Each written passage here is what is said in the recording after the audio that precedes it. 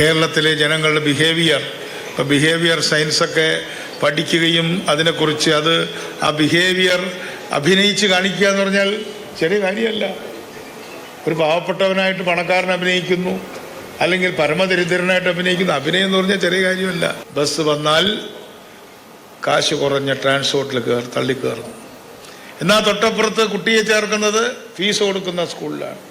ഈ ബസ്സിന് കാശില്ലാത്ത സ്ത്രീ ഗവൺമെൻറ് സ്കൂളിലേക്ക് ഇപ്പോഴും കുട്ടികളെ വിടുന്നതിന് പകരം ഫീസ് കൊടുക്കേണ്ടാത്ത പ്രൈവറ്റിൽ പോലും വിടാതെ ഇവിടെ വിടുന്നത് ഫീസ് കൊടുക്കേണ്ട സ്കൂളിലേക്ക് വിടുന്നു. ഇന്ത്യ മഹാരാജ്യത്ത് ഇപ്പോഴുള്ള ഏക കമ്മ്യൂണിസ്റ്റ് മന്ത്രി CP ജോണാണത്രേ. ഞങ്ങളാണ് യഥാർത്ഥ ഇടതുപക്ഷം എന്ന് മുഖ്യമന്ത്രി VD സതീശൻ ആവർത്തിച്ച് അവകാശപ്പെടാറുമുണ്ട്. സ്ത്രീകളോടുള്ള ആദരവ് എന്ന് പറഞ്ഞ് പ്രഖ്യാപിച്ച പ്രിയദർശിനി ബസ്സിൽ സ്ത്രീകൾ തള്ളിക്കയറുന്നത് ഇപ്പോൾ മന്ത്രിക്ക് അത്ര പിടിക്കുന്നില്ല. ബസ്സിന് കാശില്ലാത്ത സ്ത്രീ മക്കളെ പഠിപ്പിക്കാൻ ഫീസുള്ള സ്വകാര്യ സ്കൂളിലാണത്രേ ചേർക്കുന്നത്. പണക്കാരൻ പരമദരിദ്രനായും പാവപ്പെട്ടവൻ പണക്കാരനായും അഭിനയിക്കുന്ന ബിഹേവിയറാണ് കേരളത്തിലെ ജനങ്ങളുടേതെന്നും മന്ത്രി കണ്ടെത്തുന്നുണ്ട്. പ്രിയദർശിനി പദ്ധതി ഒരു ജെൻഡർ പദ്ധതിയായാണ് VD സതീശൻ സർക്കാർ അവതരിപ്പിച്ചത്. പാവപ്പെട്ടവർക്കുള്ള പദ്ധതിയായിട്ടല്ല. ബസ് കാശ് കൊടുക്കാനില്ലാത്തവർക്ക് വേണ്ടിയുള്ള പദ്ധതി എന്ന് സർക്കാർ ഒരിടത്തും പറഞ്ഞിട്ടില്ല. പിന്നെ ആ ബസ്സിൽ കയറുന്നവരെ സൗജന്യത്തിന് വേണ്ടി ദാരിദ്ര്യം അഭിനയിക്കുന്നവരായി ചിത്രീകരിക്കുന്നത് എന്തിനാണ്? അവകാശം എന്ന് കരുതിയാണ് ഈ നാട്ടിലെ സ്ത്രീകൾ പ്രിയദർശിനി ബസ്സിൽ കയറിയത്.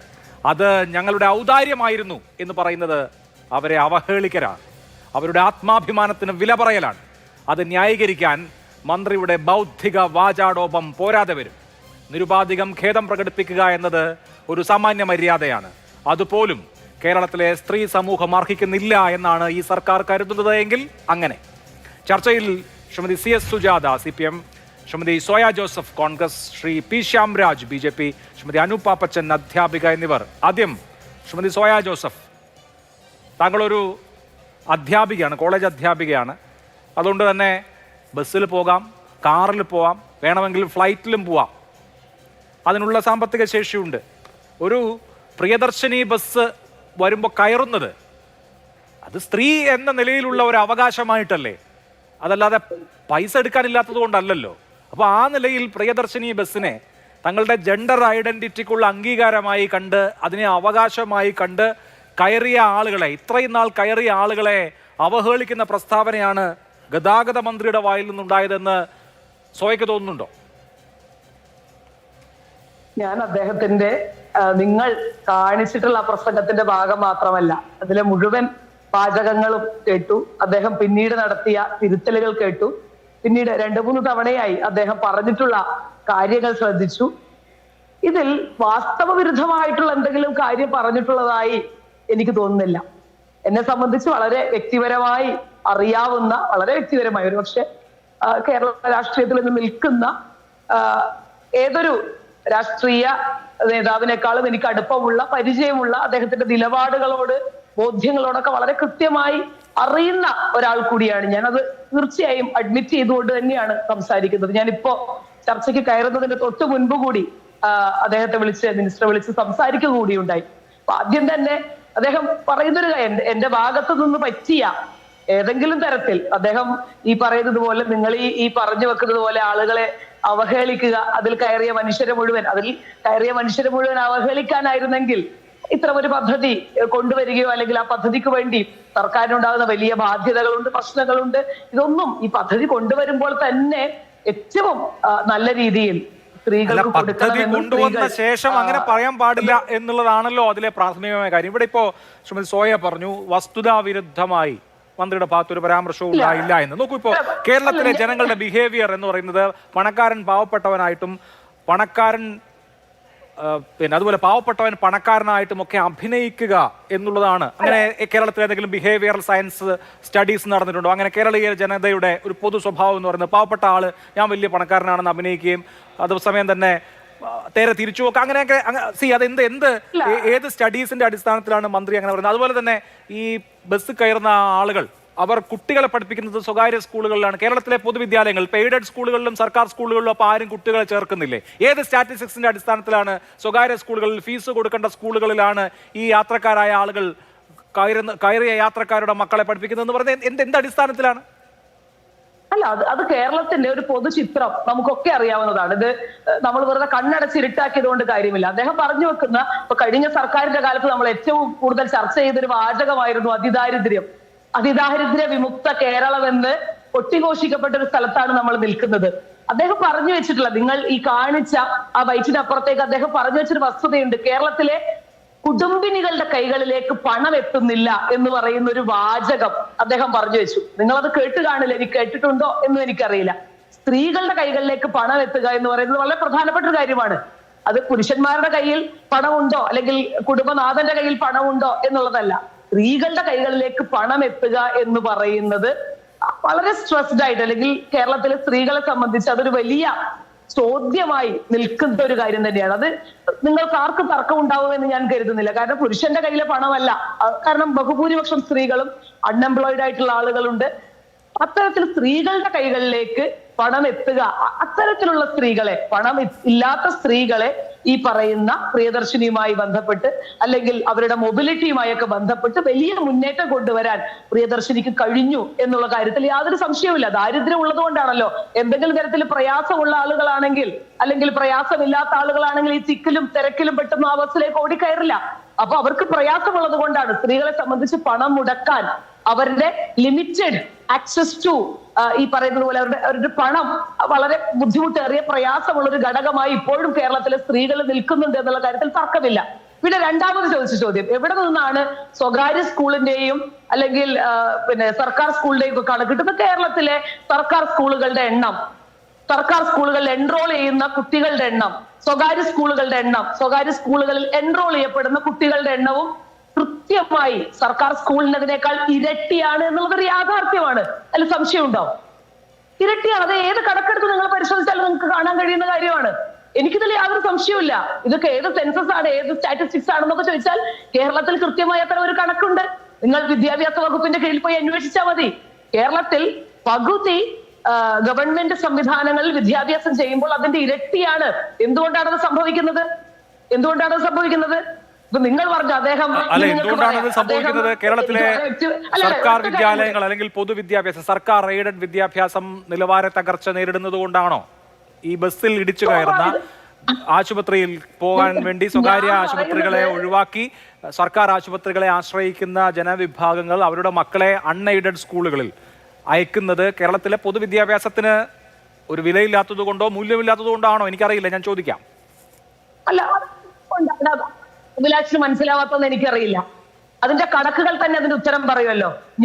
ഞാനും നിങ്ങളും ഒക്കെ ഉൾപ്പെടുന്ന ഒരു സിസ്റ്റത്തെ കുറിച്ച് തന്നെയാണ് പറയുന്നത്. ഇപ്പൊ ഞാൻ ഉൾപ്പെടെ ഇപ്പം അധ്യാപികയായിട്ടുള്ള അനു ടീച്ചർ ഇവിടെ ഇരിക്കുന്നത്. നമുക്കൊക്കെ അറിയാം എന്താണ് യാഥാർത്ഥ്യം എന്നുള്ളതിനെ പറ്റി നമുക്കൊക്കെ അറിയാം. എന്തുകൊണ്ടാണ് ഇതിന്റെ എണ്ണം കൂടുന്നത് എന്ന് നമുക്കൊക്കെ അറിയാം. ഇപ്പൊ ഞാൻ അത് കോൺഗ്രസ് വന്നതുകൊണ്ടോ അല്ലെങ്കിൽ അത് ഇവിടെ CPM ഭരിച്ചത് കൊണ്ടോ ഒന്നുമല്ല. നമ്മുടെ സർക്കാർ സംവിധാനങ്ങളുടെ കുറെ പിടിപ്പുകേടുകൾ അല്ലെങ്കിൽ കുറെ പ്രശ്നങ്ങൾ അതിലുണ്ട് എന്നുള്ളത് യാഥാർത്ഥ്യമാണ്. അപ്പൊ അതുകൊണ്ട് തന്നെയാണ് ഇത്തരത്തിലുള്ള ഒരു എൻറോൾമെന്റ് നടക്കുന്നത്. അതായത് സ്വകാര്യ സ്കൂളിൽ വിടുന്നത് എന്തെങ്കിലും പ്രശ്നമുള്ള കാര്യമാണെന്നോ സർക്കാർ സ്കൂളിൽ വെച്ച്, കാരണം ഒരു മിഡിൽ ക്ലാസിനെ സംബന്ധിച്ച് നമുക്കൊരു 50 കൊല്ലത്തെ ചരിത്രം നോക്കിയാൽ അറിയാം. ഒരു 40 കൊല്ലം മുമ്പ് ആളുകൾക്ക് വീടുണ്ടാക്കുകയായിരുന്നു അവരുടെ പ്രയോറിറ്റി എങ്കിൽ പിന്നീട് അത് അതിന് മുൻപ് അത് ഭക്ഷണമായിരുന്നു, ആളുകൾക്ക് വിശപ്പിന് വേണ്ടിയായിരുന്നു. പിന്നീട് അത് വീടുണ്ടാക്കുക എന്നുള്ളതായി. ഇപ്പോ ഒരു മിഡിൽ ക്ലാസിനെ സംബന്ധിച്ച് തങ്ങളുടെ മക്കളെ നിങ്ങൾ ഈ നാട്ടിലെ വിദ്യാഭ്യാസ ലോണുകളുടെ കണക്കെടുത്ത് മാത്രം പരിശോധിച്ചാൽ മതി. കാരണം ആളുകളെ സംബന്ധിച്ച് എന്ത് വിധേനയും നമ്മുടെ കുഞ്ഞുങ്ങളെ രക്ഷപ്പെടുത്തുക എന്നുള്ളൊരു മാനസികാവസ്ഥയിലാണ് ആളുകൾ ചിന്തിക്കുന്നത്.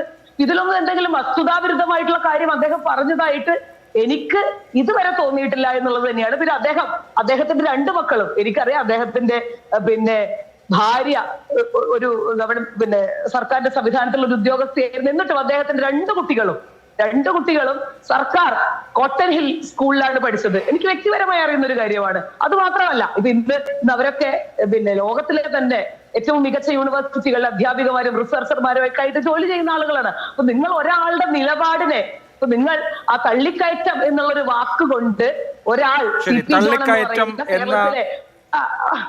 എന്ന വാക്കുകൊണ്ട് തള്ളിക്കയറ്റം എന്താ തള്ളിക്കയറ്റം കൊണ്ട് ഉദ്ദേശിക്കുന്നത്? മറ്റ് ബസ്സുകളെക്കാൾ തിരക്കതിലുണ്ട്. അത് സ്വാഭാവികമല്ലേ? ശരി, അത് സ്വാഭാവികമല്ലേ? തള്ളിക്കയറ്റം എന്നുള്ളത് നിഷ്കളങ്കമായ ഒരു വാക്കാണ്. അതുകൊണ്ട് അദ്ദേഹത്തിന്റെ രാഷ്ട്രീയത്തെ റദ്ദാക്കി കളയാൻ കഴിയില്ല എന്നുള്ളതാണല്ലോ പോയിന്റ്. ഓക്കെ, ശരി, ഒരു തരത്തിലും റദ്ദ് ചെയ്യാൻ കഴിയില്ല. ശരി ശരി ശരി ശരി ശ്രീമതി CS സുജാത, ഇവിടെ ഒരു സാമൂഹ്യ യാഥാർത്ഥ്യത്തെ ചൂണ്ടിക്കാണിക്കുകയാണ് മന്ത്രി ചെയ്തത് എന്നുള്ളതാണ് വാദം. ഒപ്പം അദ്ദേഹം ഈ ദാരിദ്ര്യം എന്ന പ്രശ്നത്തെ അഭിസംബോധന ചെയ്യുകയായിരുന്നു എന്നുള്ളതും, കുടുംബിനികളുടെ കയ്യിൽ കാശില്ലാത്തത് കൊണ്ടാണ് അവർക്ക് ഈ പ്രിയദർശിനി ബസ്സിൽ തിക്കി കാത്തു നിന്ന് കയറേണ്ടി വന്നത് എന്നാണ് മന്ത്രി പറഞ്ഞത് എന്നുള്ളതാണ് അതിന്റെ വിശദീകരണം. ഞാൻ ആ വാദത്തോടൊരു തരത്തിലും യോജിക്കുന്ന ആളല്ല. ഭരണഘടന തൊട്ട് സത്യപ്രതിജ്ഞ ചെയ്ത് അധികാരമേറ്റ ഒരു മന്ത്രി, പ്രത്യേകിച്ച് CP ജോണിനെ പോലെയുള്ള ഒരാളിൻ്റെ നാവിൽ നിന്ന് ഇത്തരമൊരു പരാമർശം ഉണ്ടാവാനേ പാടില്ലായിരുന്നു. അദ്ദേഹം ചെയ്യേണ്ടത് കേരള സമൂഹത്തോട് മാപ്പ് പറയുക തന്നെയാണ്.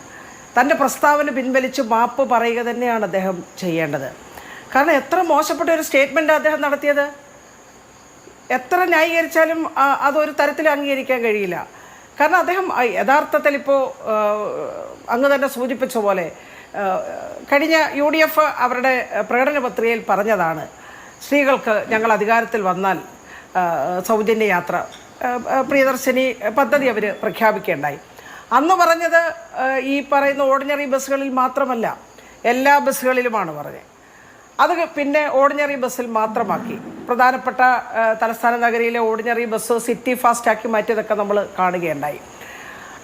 അങ്ങനെ ഒരു പദ്ധതിയുടെ ഭാഗമായിട്ടാണല്ലോ ഇപ്പോൾ ഓർഡിനറി ബസ്സുകളിൽ സ്ത്രീകൾ സൗജന്യമായി യാത്ര ചെയ്യുന്നത്. അപ്പോൾ അത് അദ്ദേഹത്തിൻ്റെ വായിൽ നിന്ന് അങ്ങനെ ഒരു പരാമർശം വരാൻ പാടുണ്ടായിരുന്നോ? അങ്ങനെ സ്ത്രീകൾ മുഴുവൻ ഈ രൂപത്തിൽ കയറുന്നു എന്ന് അദ്ദേഹത്തിൻ്റെ പ്രസംഗത്തിൽ അങ്ങനെ പരാമർശിക്കാനേ പാടില്ലായിരുന്നു. സർക്കാർ വിദ്യാലയങ്ങളിൽ കുട്ടികളെ അയക്കാതെ അൺഎയ്ഡഡ് സ്കൂളുകളിൽ അയക്കുന്നു, അല്ലെങ്കിൽ സർക്കാർ ആശുപത്രികളിൽ സ്ത്രീകൾ ചികിത്സ തേടി പോകുന്നു. എന്തു പറ്റി CP ജോണിന്? ഇങ്ങനെയൊക്കെ ഒരു സ്റ്റേറ്റ്മെൻറ്റ് അദ്ദേഹം നടത്താൻ പാടുണ്ടോ? രാജ്യത്തെ സ്ത്രീകളുടെ സംഭാവന അദ്ദേഹം എന്താ മറന്നുപോകുന്നത്? രാജ്യത്തെ സ്ത്രീകൾ പഠനങ്ങളെല്ലാം നിങ്ങൾ മാധ്യമപ്രവർത്തകരുടെ കയ്യിലും ചർച്ചയിൽ പങ്കെടുക്കുന്ന ആദരണീയരായ വ്യക്തിത്വങ്ങളുടെ കൈകളിലുമൊക്കെ ഉണ്ടല്ലോ. സുപ്രീം കോടതി തന്നെ സമീപകാലത്ത് എന്താ പറഞ്ഞത്? ഒരു മാസം നമ്മുടെ രാജ്യത്തെ സ്ത്രീകൾ 30,000-ൽ കുറയാത്ത രൂപയുടെ ജോലി ചെയ്യുന്നു. SBI സമീപകാലത്ത് നടത്തിയ ഒരു പഠനത്തിൽ പറഞ്ഞില്ലേ, ഒരു വർഷം ഇന്ത്യ രാജ്യത്തെ സ്ത്രീകൾ 22.5 ലക്ഷം കോടി രൂപയുടെ സംഭാവന രാജ്യത്തിന് കൊടുക്കുന്നു. GDPയുടെ 6.7% സമാനമായിട്ടുള്ളത്. ഈ രാജ്യത്തിൻ്റെ മുന്നോട്ട് പോക്കിന് വേണ്ടി മഹത്തായ സംഭാവന കൊടുത്തവരാണ് സ്ത്രീകൾ, കേരളത്തിലെ ഉൾപ്പെടെയുള്ള സ്ത്രീകൾ. നമ്മൾ ഇന്ന് നേടിയെടുത്ത എല്ലാ നേട്ടങ്ങളെയും കുറിച്ച് പറയുമ്പോൾ അത് ഭരണഘടന എഴുതി ഉണ്ടാക്കുന്നതിലടക്കം ഇന്ന് അനുഭവിക്കുന്ന സഹോദരിമാരനുഭവിക്കുന്ന പല സൗഭാഗ്യങ്ങളുടെയും പിന്നിൽ ഒരുപാട് പേരുടെ പോരാട്ടമുണ്ട്. പൂർവ്വസൂരികളായിട്ടുള്ള എല്ലാ സ്ത്രീകളെയും ഞാൻ ഈ അവസരത്തിൽ ഓർക്കുകയാണ്. അപ്പം വലിയ തോതിലുള്ള സംഭാവന രാജ്യത്തിന് കൊടുത്ത ഒരു വിഭാഗത്തെയാണ് ഈ രൂപത്തിൽ വളരെ മോശമായി ആക്ഷേപിക്കുന്നത്. ഒരു തരത്തിലും അതിനെ എന്തെല്ലാം ന്യായീകരണം കൊണ്ടുവന്നാലും ഒരു തരത്തിലും അതിനെ ന്യായീകരിക്കാൻ കഴിയുകയില്ല. അതാണ് എൻ്റെ ശക്തമായിട്ടുള്ള അഭിപ്രായം. ശരി, അവിടെ ശ്രീ ശ്യാംരാജ്, ഇവിടെ ഇപ്പോൾ ഒരു പൊതുവിഷയത്തെ സംബന്ധിച്ച് മന്ത്രി CP ജോൺ സംസാരിക്കുമ്പോൾ എന്താണ് അദ്ദേഹത്തിൻ്റെ സ്പീച്ചിൽ ഉദ്ദേശിച്ചതെന്ന് എനിക്ക് മനസ്സിലായില്ല. എന്തായാലും ഈ പ്രൈവറ്റ് ബസ് സംഘടനയുടെ യോഗത്തിലായിരുന്നു അദ്ദേഹത്തിൻ്റെ ഈ പ്രസംഗം. സൗജന്യം നേടുന്ന ആളുകൾ അവരുടെ സാമൂഹ്യ സ്ഥിതി കൊണ്ട്, അവരുടെ ദാരിദ്ര്യം കൊണ്ട് ഇത് നേടുകയാണ്. ആ യാഥാർത്ഥ്യം നിങ്ങൾ മനസ്സിലാക്കണം എന്ന് അദ്ദേഹം ആ സംഘടനാ നേതാക്കളോടും അതിൻ്റെ പ്രവർത്തകരോടും പറഞ്ഞതാണോ, അതോ ഈ സൗജന്യം നേടുന്നത് ഒരു തരത്തിലുള്ള ഔദാര്യമാണ് എന്ന് പരിഹസിച്ചതാണോ? എന്താണ് താങ്കൾക്ക് അതിലെന്താണ് മനസ്സിലായത്? അല്ല, അത് മാത്രമല്ല, അദ്ദേഹത്തിൻ്റെ ഇന്നത്തെ ആ സ്റ്റേറ്റ്മെൻറ്റിൽ സമ്പൂർണ്ണമായിട്ടുള്ള സ്ത്രീ വിരുദ്ധതയും അവഹേളനവും തന്നെയാണുള്ളത്. അദ്ദേഹം പറഞ്ഞെന്താണ്, ഈ പാവപ്പെട്ടവരായിട്ട് അഭിനയിക്കുകയാണെന്നാണ്. ബിഹേവിയർ സയൻസിനെ കുറിച്ചിട്ടൊക്കെ പറഞ്ഞു. പാവപ്പെട്ടവരായിട്ട്, അതായത് അദ്ദേഹം ഉദ്ദേശിച്ചിട്ടുള്ളത് പണമുള്ള സ്ത്രീകൾ പാവപ്പെട്ടവരായിട്ട് അഭിനയിച്ചിട്ട് ബസ്സുകളിൽ സൗജന്യ യാത്ര ചെയ്യുന്നു എന്നാണ്. അങ്ങനെ പറയേണ്ട ആവശ്യമുണ്ടോ? ഇത് സംസ്ഥാന സർക്കാർ ഈ ഒരു സംവിധാനം കൊണ്ടുവന്നത് തന്നെ അങ്ങനെയാണ്. ഞാൻ ചോദിക്കട്ടെ, കേരളത്തിൽ ഏതെങ്കിലും സ്ത്രീകൾ സമരം ചെയ്തിട്ട് അവർ പറഞ്ഞിരുന്നു ഞങ്ങൾക്ക് ബസ്സിൽ സൗജന്യ യാത്ര വേണമെന്ന്? കേരളത്തിൽ ഒരു സ്ത്രീയും പറഞ്ഞിട്ടില്ല. ഇവിടെ സമരം നടത്തിയത് കൊണ്ടോ അല്ലെങ്കിൽ ആരെങ്കിലും ആവശ്യപ്പെട്ടത് കൊണ്ടോ അല്ല. ഈ കഴിഞ്ഞ തെരഞ്ഞെടുപ്പിന് മുമ്പ് UDF സർക്കാർ കേരളത്തിലെ സ്ത്രീകൾക്ക് മുമ്പിലോട്ട് വലിയൊരു ഓഫർ വയ്ക്കുന്നത്, ഞങ്ങൾ അധികാരത്തിലെത്തിയാൽ നിങ്ങൾക്ക് എല്ലാ KSRTC ബസ്സുകളിലും സൗജന്യ യാത്ര തരുമെന്ന് ഓഫർ വയ്ക്കുന്നു. ആ ഓഫർ കാണുന്നു, സ്ത്രീകൾ വോട്ട് ചെയ്യുന്നു. അവരുടെ കൂടി വോട്ട് വാങ്ങി ജയിച്ച UDF സർക്കാർ ജയിച്ചു കഴിഞ്ഞപ്പോൾ എന്താ ചെയ്തത്? നിങ്ങൾക്ക് പ്രിയദർശിനി ബസ്സിൽ മാത്രം യാത്ര എന്നാക്കി. ഓക്കെ, ആയിക്കോട്ടെ, അതിൽ കൊടുക്കുന്നു. ഇപ്പോൾ പ്രിയദർശിനി ബസ്സിൽ യാത്ര കൊടുത്തിട്ട് അദ്ദേഹം എന്താ പറഞ്ഞിട്ടുള്ളത്? നിങ്ങളെന്തോ സർക്കാരിന്റെ എന്തോ ഔദാര്യം എന്ന പോലെ. ഉദ്ഘാടന സമയത്ത് മുഖ്യമന്ത്രി പറഞ്ഞത് ഇത് ഔദാര്യമല്ല, സ്ത്രീകളോടുള്ള ബഹുമാനമാണെന്ന് പറയുമ്പോൾ അതേ സർക്കാരിന്റെ മന്ത്രി തന്നെ ഇന്ന് ഒരു ഔദാര്യമായിട്ടാണ് കാണുന്നത്. അദ്ദേഹം ആശുപത്രികളിൽ പോകുന്ന സ്ത്രീകളെ കുറിച്ചിട്ട് എന്താ പറയുന്നത്? ഈ ആശുപത്രികളിൽ പോകുന്ന സ്ത്രീകൾ ഭർത്താവിനെയും സഹോദരനെയും എന്താണ് വരാന്തയിൽ ഇട്ടിട്ട് പോകുന്നു.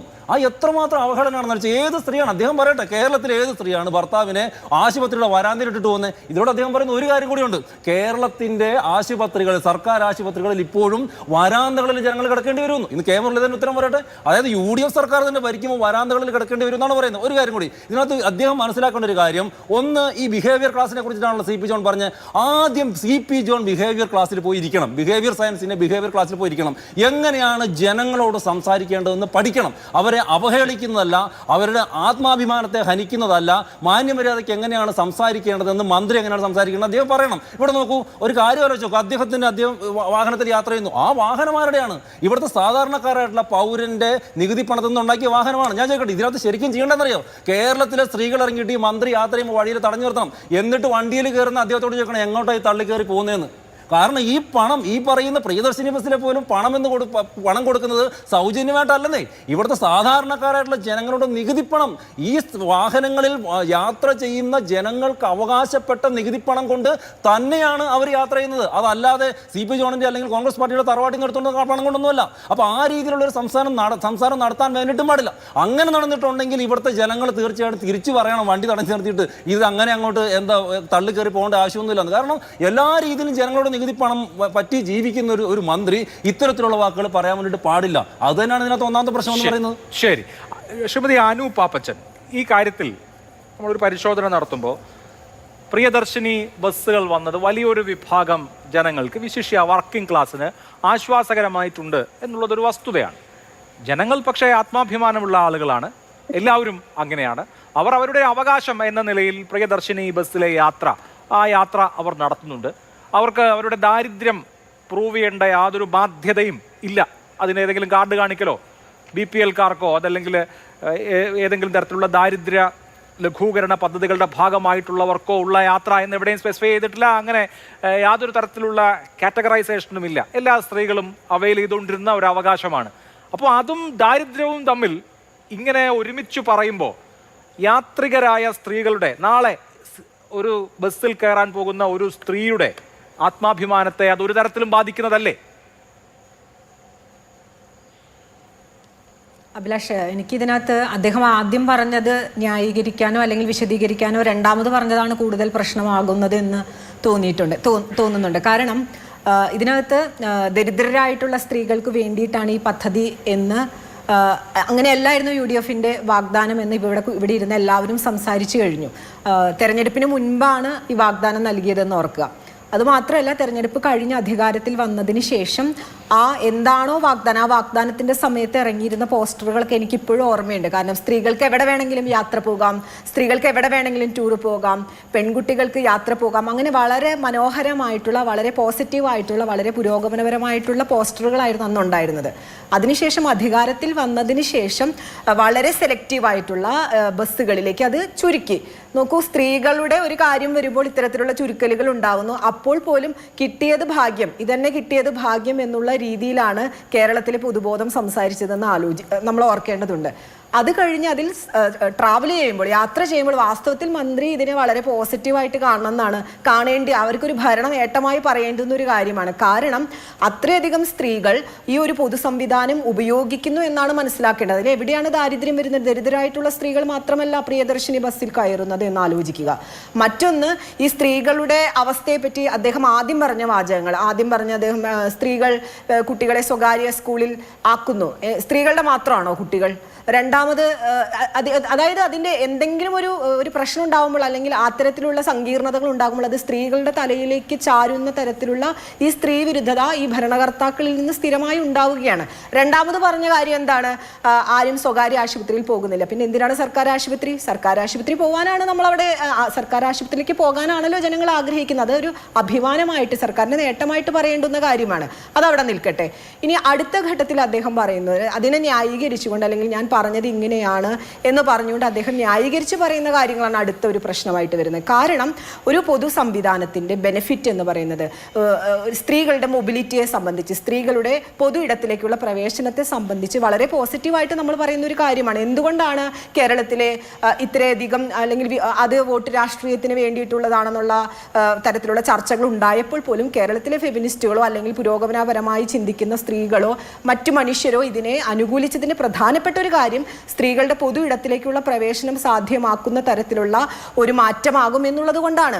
അതേ പൊതു ഇടത്തിലേക്ക് ഒരു സ്ത്രീ വരുന്നതിനെ, ഒരു പൊതു ഇടത്തിലേക്ക് ചിലപ്പോൾ ഇപ്പോൾ നോക്കിയ കഴിഞ്ഞ കണക്കുകളിൽ നിന്ന് ഈ കണക്കുകൾ എടുക്കുമ്പോൾ ഒരു പ്രധാനപ്പെട്ട ഒരു വ്യത്യാസം, ഇപ്പം എൻ്റെ വ്യക്തിപരമായ ഒരു അനുഭവം പറയുകയാണെങ്കിൽ സ്ത്രീകൾ തൊഴിലിടത്തിലേക്ക് കൂടുതൽ പോകുന്നു എന്നുള്ളതൊരു പോസിറ്റീവാണ്. അതിൽ സർക്കാർ ഒരു നഷ്ടം കാണുന്നുണ്ടെങ്കിൽ സർക്കാർ മണ്ടത്തരമാണ് പറയുന്നതാണ്. കാരണം ഇവിടെ സേവ് ചെയ്യുന്ന പൈസ അവർ ഈ പ്രാദേശിക വ്യവസ്ഥയിൽ തന്നെയാണ് ചെലവാക്കുന്നത്.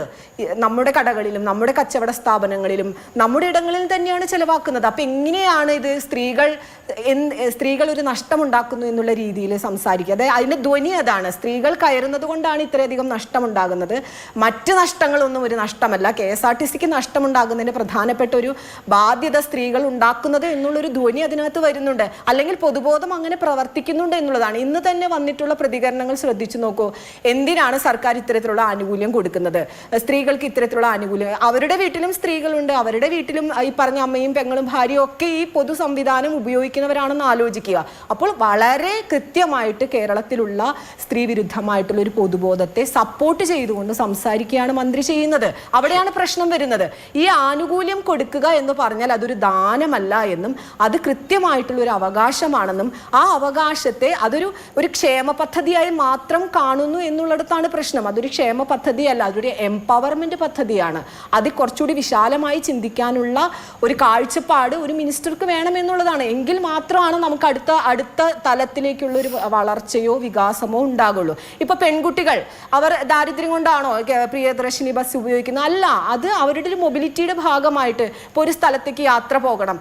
ഇപ്പോൾ ഞാൻ തന്നെ കഴിഞ്ഞ ഒരു ദിവസത്തെ അനുഭവം ഞാൻ പങ്കുവെക്കാം. ഇപ്പോൾ ഞാൻ പറമ്പിക്കുളം വരെ പോയി. അതിൽ ഏറ്റവും അധികം കോളേജ് വിദ്യാർത്ഥിനികളാണ് ആ പ്രിയദർശിനി ബസ് സൗകര്യം ഉപയോഗിച്ചത്. നമ്മുടെ വീട്ടിലെല്ലാവരും വളരെ ഫെമിനിസ്റ്റുകളാണല്ലോ.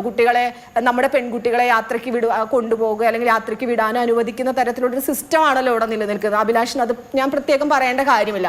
അങ്ങനെ വരുമ്പോൾ ഇങ്ങനെയുള്ള ഒരു സൗകര്യം പെൺകുട്ടികൾ ഉപയോഗിക്കുന്നു, യുവതികൾ ഉപയോഗിക്കുന്നു, ജോലിക്കാരായിട്ടുള്ള സ്ത്രീകൾ ഉപയോഗിക്കുന്നു, അല്ലെങ്കിൽ കച്ചവടക്കാരായിട്ടുള്ള സ്ത്രീകൾ ഉപയോഗിക്കുന്നു. അത് വളരെ ഒരു പോസിറ്റീവായിട്ടുള്ള മാറ്റമാണ്. അതല്ലാതെ കേരളത്തിൽ എല്ലാവരും വളരെ ദരിദ്രരായതുകൊണ്ടാണ് എല്ലാവരും പ്രിയദർശിനി ബസ്സിൽ തള്ളിക്കയറുന്നത് എന്നുള്ള രീതിയിൽ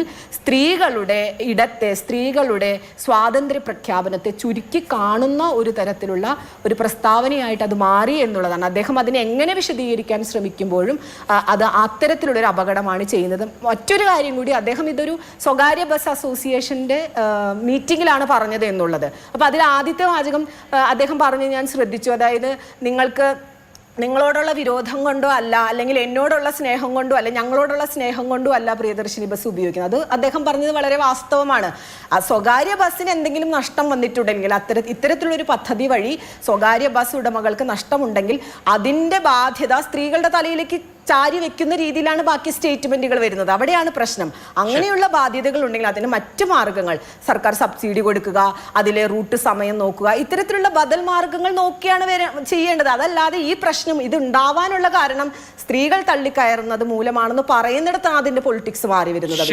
ശരി, അവിടെ ശ്രീമതി സോയ ജോസഫ്, ഇപ്പോൾ താങ്കൾ ഒരു വിഷയം പറഞ്ഞതുകൊണ്ട് ഞാനത് പരിശോധിച്ചു. ഇപ്പോൾ സമേതം പോർട്ടലിൽ നോക്കിയാൽ കേരളത്തിൽ നിലവിൽ ഈ 2026 അക്കാഡമിക് ഇയറിൽ 59.29% വിദ്യാർത്ഥികളും പഠിക്കുന്നത് സർക്കാർ എയ്ഡഡ് സ്ഥാപനങ്ങളിലാണ്, സ്കൂളുകളിലാണ്. ഫീസ് കൊടുത്ത് സ്വകാര്യ സ്കൂളുകളിൽ പഠിക്കുന്നത് 40.72% കുട്ടികൾ മാത്രമാണ്. അതായത് 60% സ്വകാര്യ സ്കൂളുകളിലല്ല, അല്ലെങ്കിൽ ഫീസ് കൊടുത്ത് പഠിക്കേണ്ട സ്കൂളുകളല്ല പഠിക്കുന്നത്. ഞാനതൊരു തർക്കത്തിന് വേണ്ടി പറഞ്ഞല്ല, നേരത്തെ പറഞ്ഞ കാര്യം അതൊന്ന് ക്ലാരിഫൈ ചെയ്യാൻ വേണ്ടി പറഞ്ഞാണ്. അപ്പൊ മന്ത്രി അതുകൊണ്ട് തർക്കം ആ പറഞ്ഞ കാര്യം ഏത് അടിസ്ഥാനത്തിലൊന്നും ഞാൻ ചോദിക്കുന്നില്ല. എന്തോ ഈ വർഷത്തെ എൻറോൾമെന്റ് ആണോ? അല്ല, മൊത്തം ഈ 1ാം ക്ലാസ്സിൽ എൻറോൾ ചെയ്തതിനെ കുറിച്ചല്ല പറയുന്നത്. മുഴുവൻ 1 മുതൽ 12 വരെയുള്ള ക്ലാസ്സുകളിലെ കുട്ടികളുടെ അനുപാതമാണ് പറയുന്നത്. ഞാനത് തർക്കത്തിന് വേണ്ടി പറഞ്ഞാൽ ഇവിടെ ഇപ്പോ മന്ത്രിക്ക് അദ്ദേഹത്തിന് വരുന്ന തോന്നലുകൾ അവതരിപ്പിക്കുമ്പോൾ ഉണ്ടാവുന്ന പ്രശ്നമാണിതെന്നാണ് എനിക്ക് തോന്നുന്നത്. എന്തുകൊണ്ട് ഇപ്പൊ നാളെ പ്രിയദർശിനി ബസ്സിൽ കയറാൻ പോകുന്ന ഒരു വനിതയെ സംബന്ധിച്ച് ഞാനൊരു ഔദാര്യം പറ്റുകയാണോ എന്ന തോന്നലുണ്ടായാൽ ഈ പരാമർശങ്ങൾ കൊണ്ട് ഞാനൊരു ഔദാര്യം പറ്റുകയാണോ, ഞാൻ സർക്കാരിൻ്റെ സൗജന്യം പറ്റുകയാണോ, ഞാനത് അർഹിക്കുന്നതാണോ എന്നൊരു തോന്നലുണ്ടായാൽ അത് മതിയല്ലോ. യഥാർത്ഥത്തിൽ എന്താണ് സർക്കാരിൻ്റെ പ്രശ്നം? ഇപ്പോൾ പ്രിയദർശിനി ബസ്സുകൾ വനിതകൾ ധാരാളം ഉപയോഗിക്കുന്നുണ്ട്. അവർക്ക് തന്നെ ഒരു മനസാക്ഷി കുത്തു തോന്നിയിട്ട് അവർ ടിക്കറ്റ് എടുത്ത് കയറേണ്ട ബസ്സുകളിൽ കയറിക്കോട്ടെ. അങ്ങനെ സർക്കാരിൻ്റെ ഡ്രീം പ്രൊജക്റ്റ് ആളില്ലാതെ ആവട്ടെ എന്ന് വിചാരിക്കുന്നുണ്ടാവുമോ? ഇത്തരത്തിലൊന്നും വ്യാഖ്യാനിക്കപ്പെടേണ്ട ഒരു പരാമർശവും അദ്ദേഹം നടത്തിയിട്ടില്ല. നിങ്ങൾക്ക് കൃത്യമായിട്ട് അറിയാം, അദ്ദേഹം 3 കാര്യങ്ങളെ പറ്റിയിട്ടാണ് അവിടെ പറഞ്ഞത്. ഒന്നീ പറയുന്നത് പോലെ പൊതുഗതാഗതം, അതുപോലെ തന്നെ പൊതുജനാരോഗ്യം, പിന്നെ മൂന്നാമത് നമ്മുടെ പൊതുവിദ്യാഭ്യാസം. ഈ 3 കാര്യങ്ങളെ പറ്റിയുമാണ് അദ്ദേഹം കണക്ട് ചെയ്ത് പറഞ്ഞത്. ഇപ്പൊ നേരത്തെ ഇവിടെ ആരോ സംസാരിക്കുകയുണ്ടായി, എന്തുകൊണ്ട് നമുക്കൊക്കെ സർക്കാർ ആശുപത്രികളിൽ പൊക്കൂടാ? സർക്കാർ ആശുപത്രികളിൽ ഒരുപാട്, ഇപ്പൊ നമ്മളൊക്കെ എന്തുകൊണ്ട് കൂടുതൽ ആളുകൾ സർക്കാർ ആശുപത്രികളിൽ പോകുന്ന ആളുകളുണ്ട് ഇല്ല എന്നുള്ളതല്ല ഞാൻ പറഞ്ഞു വെക്കുന്നത്. സർക്കാർ ആശുപത്രികളെക്കാൾ സ്വകാര്യ ആശുപത്രികളുള്ള ഒരു നാട്ടിലാണല്ലോ നമ്മൾ ജീവിക്കുന്നത്. അത് സ്വാഭാവികമായിട്ടും അങ്ങനെയാണല്ലോ. അപ്പൊ അതുകൊണ്ട് അതിന്റെ കാരണം എന്താണ്? ഞാൻ പറഞ്ഞത് ഈ സത്യങ്ങൾ പറയാതിരുന്നത് കൊണ്ട് യാതൊരു കാര്യവുമില്ല. സത്യങ്ങൾ പറയാതിരുന്നത് കൊണ്ട് യാതൊരു ഗുണവും ലഭിക്കുന്നില്ല. അദ്ദേഹം പറഞ്ഞതിൽ എന്താണ്, ഞാൻ നേരത്തെ പറഞ്ഞ പോലെ എന്താണ് ഇതിലൊരു വാസ്തവ വിരുദ്ധത എന്ന് എനിക്ക് മനസ്സിലാവുന്നില്ല. സർക്കാരിന്റെ സംവിധാനങ്ങളിൽ അത് ആളുകൾ കൂടുതൽ വരുന്നത് കൊണ്ടാവാം, അവിടുത്തെ സംവിധാനങ്ങളുടെ തകർച്ചകൾ കൊണ്ടാകാം, ഒരുപാട് പ്രശ്നങ്ങൾ സർക്കാരിന്റെ ആരോഗ്യ മേഖലയിലാവട്ടെ, വിദ്യാഭ്യാസ മേഖലയിലാകട്ടെ, ഗതാഗത മേഖലയിലൊക്കെ ഉണ്ട്. അതിനെ കുറെ കൂടെ മെച്ചപ്പെടുത്തുക. അദ്ദേഹം തന്നെ പറയുകയുണ്ടായി, ഞാനിത് സ്വയം വിമർശനാത്മകമായിട്ട് പറഞ്ഞൊരു കാര്യമാണ്. കാരണം ഞങ്ങളെ പോലെയുള്ള കേരളത്തിലെ രാഷ്ട്രീയക്കാർക്ക് അത് മനസ്സിലായില്ല.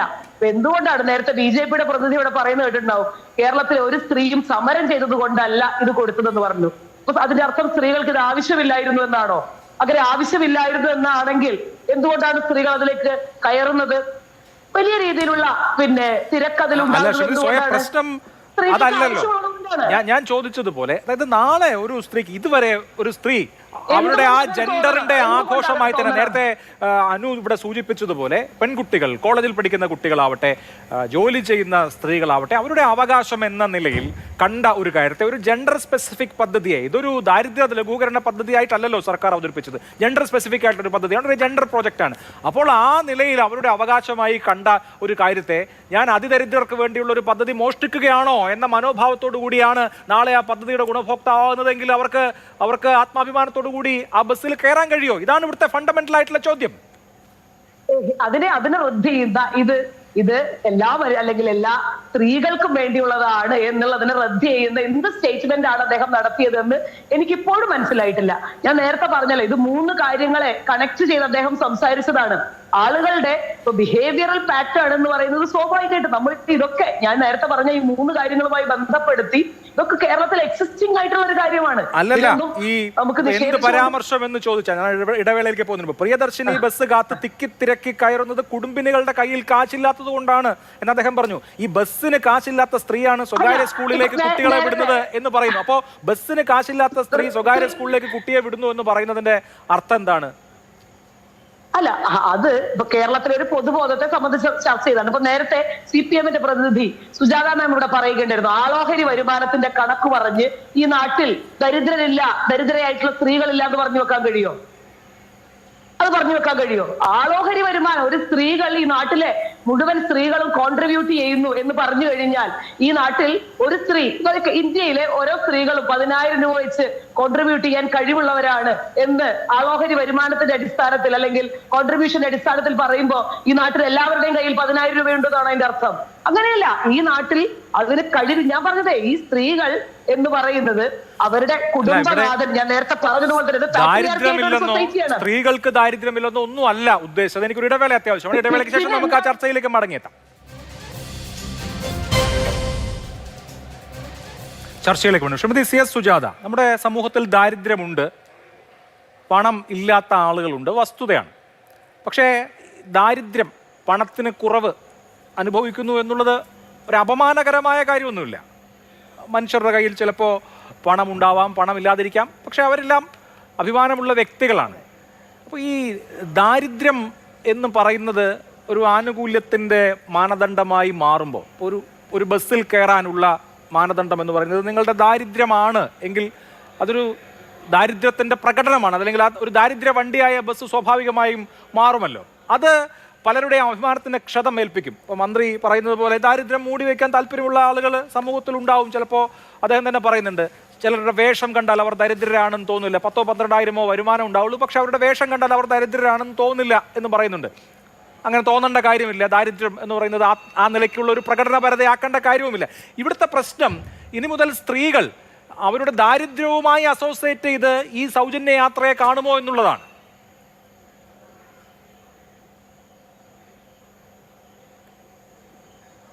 ഒരിക്കലും അങ്ങനെ കഴിയില്ല. ഇപ്പോൾ അതിന് മുമ്പ് ഞാൻ എനിക്കൊരു മറുപടി ഉണ്ടായിരുന്നു. അതായത് സോയ ടീച്ചർ സംസാരിച്ചപ്പോൾ മഹാഭൂരിപക്ഷം വരുന്ന ആളുകളും സ്വാശ്രയ വിദ്യാഭ്യാസത്തെയൊക്കെ ആശ്രയിക്കുന്നുണ്ട് എന്ന് സൂചിപ്പിക്കേണ്ടായി. അത് അഭിലാഷ് കറക്റ്റ് ചെയ്തു. അതായത് 60% വരുന്ന വിദ്യാർത്ഥികൾ പൊതുവിദ്യാലയത്തെയാണ് ഉപയോഗിക്കുന്നത്.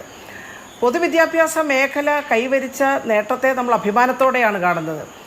ടീച്ചർക്കറിയാം, ഇന്ത്യയിൽ പ്രീ ഡിഗ്രിയും ഡിഗ്രിയും പോസ്റ്റ് ഗ്രാജുവേഷനും കഴിഞ്ഞ പെൺകുട്ടികൾ ഏറ്റവും കൂടുതലുള്ളത് കേരളത്തിലാണ്. അത് പൊതുവിദ്യാലയം നൽകിയ സംഭാവനയുടെ കൂടെ ഫലമായിട്ടാണ് ഈ ഒരു നേട്ടത്തിലേക്ക് നമുക്ക് എത്താൻ സാധിച്ചത്. പൊതു ആരോഗ്യം ഇന്ത്യയിൽ ഇപ്പോൾ സ്ത്രീകളുടെ ആയുർദൈർഘ്യം എടുത്തു നോക്കിയാൽ നമ്മളാണ് 1ാം സ്ഥാനത്ത്. സ്ത്രീ പുരുഷ അനുപാതം എടുത്തു നോക്കിയാൽ കേരളത്തിലെ സ്ത്രീകളാണ് 1ാം സ്ഥാനത്ത്. അത് പൊതു ആരോഗ്യ രംഗത്ത് കേരളം കൈവരിച്ച അഭിമാനകരമായ നേട്ടത്തിൻ്റെ ഫലമായിട്ടാണ്. പൊതുവിതരണ സമ്പ്രദായം ഇന്ത്യയിൽ ഏറ്റവും ശക്തമായിട്ടുള്ള സംസ്ഥാനം കേരളമാണ്. അപ്പോൾ പൊതുവിദ്യാഭ്യാസവും പൊതു ആരോഗ്യവും പൊതുവിതരണ സമ്പ്രദായവും ഒക്കെ ശക്തമായി നമ്മുടെ കേരളത്തിൽ വന്നു. അത് കേരളം കൈവരിച്ച നേട്ടമാണെന്ന് എനിക്കും നിങ്ങൾക്കുമെല്ലാം നന്നായി തന്നെ അറിയാം. അപ്പോൾ അതിൻ്റെയൊക്കെ കൂടി ഒരു മാറ്റം നമ്മുടെ സംസ്ഥാനത്ത് നമുക്ക് ഉണ്ടാക്കിയെടുക്കാൻ സാധിച്ചിട്ടുണ്ട്. ഇവിടെ സൂചിപ്പിച്ച പോലെ ഈ പ്രിയദർശിനി പദ്ധതി അല്ലെങ്കിൽ സൗജന്യമായിട്ടുള്ള സ്ത്രീകളുടെ യാത്ര അത് UDF പ്രഖ്യാപിച്ചു. ഗവൺമെൻറ് അത് ഇംപ്ലിമെൻ്റ് ചെയ്തപ്പോൾ വളരെ പരിമിതമായിട്ടുള്ള ബസ്സുകളിലാണ് അവരത് പ്രഖ്യാപിച്ചിട്ടുള്ളത്. അത് സ്ത്രീകൾ ഉപയോഗിക്കുന്നു. അതുകൊണ്ട് പബ്ലിക് ട്രാൻസ്പോർട്ട് സിസ്റ്റം യൂസ് ചെയ്തതിനെ നമ്മൾ അഭിനന്ദിക്കുകയാണ് വേണ്ടത്. ശ്രീ അനു ടീച്ചർ ഇവിടെ സൂചിപ്പിച്ചു. പൊതുഗതാഗത സംവിധാനം സ്ത്രീകൾ ഉപയോഗിക്കുന്നതിനെ നമ്മൾ പ്രോത്സാഹിപ്പിക്കേണ്ട ഒരു സ്ഥലത്താണ് ആദരണീയനായ ഒരു മന്ത്രിയുടെ നാവിൽ നിന്ന് ഇത്തരമൊരു അല്ലെങ്കിൽ ഇത്തരം ഒരു പരാമർശം വരുന്നത്. അത് സ്ത്രീകളുടെ ആത്മാഭിമാനത്തിന് അങ്ങേയറ്റം മുറിവേറ്റിട്ടുണ്ട്. അതിനെ എത്ര ന്യായീകരിക്കാൻ ശ്രമിച്ചാലും അത് കേരളത്തിൽ എന്നല്ല രാജ്യത്ത് വിലപ്പോക തന്നെ ചെയ്യില്ല. കാരണം ഇപ്പോൾ സ്ത്രീ യാത്ര ചെയ്യാൻ പോകുമ്പോൾ മന്ത്രി പറഞ്ഞല്ലോ, തെള്ളിക്കയറി ബസ്സിൽ യാത്ര ചെയ്യാനാണോ നീ വരുന്നത് എന്ന് ആലോചിച്ച് നോക്കേ. പ്രിയദർശിനി ബസ്സിലേക്ക് യാത്ര ചെയ്യാൻ പോകുന്ന ഒരു സ്ത്രീയുടെ മാനസികാവസ്ഥ നിങ്ങൾ ചിന്തിച്ച് നോക്കിയേ. തീർച്ചയായിട്ടും ഇത് കേരളീയ സമൂഹത്തിൽ വിശേഷിച്ച സ്ത്രീകളുടെ ഇടയിൽ ഉണ്ടാക്കിയിട്ടുള്ളത് അങ്ങേയറ്റത്തെ വിഷമവും പ്രയാസവും ഒക്കെ തന്നെയാണ്. സ്ത്രീയുടെ ആത്മാഭിമാനത്തിന് മുറിവേറ്റിട്ടുള്ള ഈ സ്റ്റേറ്റ്മെൻറ്റിൽ നിന്നും മന്ത്രി പിന്മാറുകയാണ് വേണ്ടത്. മന്ത്രി കേരളീയ സമൂഹത്തോട് മാപ്പ് പറയുക തന്നെ വേണം എന്നാണ് എൻ്റെ അഭിപ്രായം. പിന്നെ സ്ത്രീകളുടെ ഈ സാമ്പത്തികവുമായി ബന്ധപ്പെട്ട കാര്യം നോക്കിയാൽ പഴയ സ്ത്രീയല്ല ഇന്നത്തെ സ്ത്രീ. പഴയതിൽ നിന്ന് കേരളത്തിലെ സ്ത്രീ ബഹുദൂരം മുന്നോട്ട് പോകുന്നു. കാരണം ഇതിപ്പോൾ ഏറ്റവും വലിയ സ്ത്രീ ശാക്തീകരണ പ്രസ്ഥാനമാണ് കുടുംബശ്രീയും മറ്റും അതിൻ്റെ പ്രവർത്തനം ഏറ്റവും ഭംഗിയായി നടന്നതിൻ്റെ എല്ലാം ഫലമായി അല്ലെങ്കിൽ തൊഴിൽ രംഗത്തേക്കൊക്കെ സ്ത്രീകൾക്ക് നന്നായി കടക്കാൻ സാധിക്കുന്നുണ്ട്. വലിയ മാറ്റം കേരളീയ സമൂഹത്തിൽ വരികയും ചെയ്യുന്നുണ്ട്. അപ്പോൾ സ്ത്രീയെ നമ്മൾ ഏറ്റവും മോശപ്പെട്ടവളായി, അവൾ ഒന്നിനും കൊളരുതാത്തവളായി, അവൾ ഈ ദാരിദ്ര്യം പേറുന്ന സ്ത്രീ, അവളിങ്ങനെ എല്ലായിടവും തിരക്കി പോകുന്നു എന്നുള്ള മോശപ്പെട്ട പരാമർശം അദ്ദേഹത്തെ പോലെയുള്ള ഒരാളുടെ നാവിൽ നിന്ന് എങ്ങനെ വന്നു എന്ന് ഞാൻ ആലോചിക്കുകയാണ്.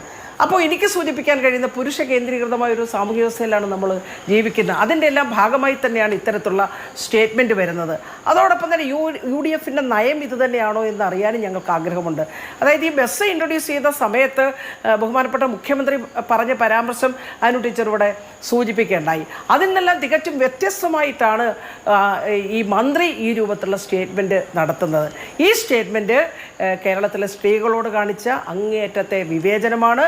ഇതിനെ ഒരു തരത്തിലും ന്യായീകരിക്കാൻ കഴിയില്ല എന്നുള്ളതാണ് എൻ്റെ അഭിപ്രായം. ശരി, ശ്രീ ശ്യാംരാജ്, നോക്കൂ, നിങ്ങൾ സബ്സിഡികളും ആനുകൂല്യങ്ങളും ഒക്കെ ടാർഗറ്റഡ് ആക്കണം എന്ന് വാദിക്കുന്ന ആളുകളാണ്. വലതുപക്ഷ സാമ്പത്തിക നയം എന്ന് പറയുന്നത് എന്താണ്?